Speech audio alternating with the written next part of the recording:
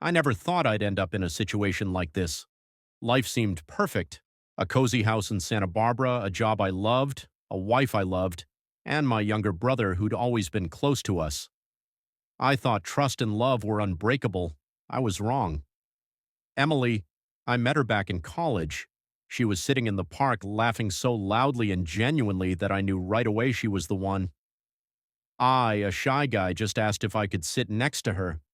From that day on, we spent almost all our free time together. Walks along the waterfront, bike rides, trips to the movies, beach picnics. We laughed, argued about movies, talked about books, and I thought I knew her completely. Ryan, my younger brother, was completely different. Charismatic, easygoing, funny, and a little reckless. Emily was naturally drawn to him. I remember the first picnic they had together. I stayed home working on a project and they laughed, hugged, and shared jokes. I felt a twinge of jealousy, but I brushed it off as a natural emotion. Just friendship, I told myself back then. We spent a lot of time together. In the summer, we hosted backyard barbecues, played volleyball with the neighbors, went on hikes. Emily and Ryan always laughed together, sometimes a little too closely. I thought it was normal. Now I see those were the first tiny cracks I didn't notice. That day I was working in the yard all day. The sun was blazing, my hands covered in dirt, muscles aching, but I was completely focused on my work. I could hear laughter from inside the house, at first normal, friendly, then something felt off. My gut screamed, "Something's wrong." When I got home that evening, I smelled a perfume Emily had never worn before. There were marks on the carpet. Her smile was forced, her eyes hiding something. "Hey, honey," I said, trying not to show my worry. "Hey," she replied, and I could feel her voice shaking.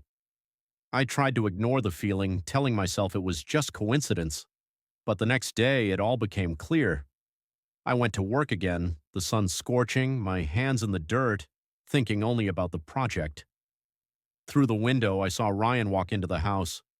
At first, I thought, just my brother visiting, but when I saw them laughing together, hugging too closely, my heart sank. I tried to distract myself, but everything inside me screamed, this isn't just friendship. That evening, coming back home, I smelled the perfume again. The marks on the carpet were more obvious. I confronted Emily. "Who was here?" "No one, just a neighbor stopped by," she said, but I saw the truth hidden behind her words.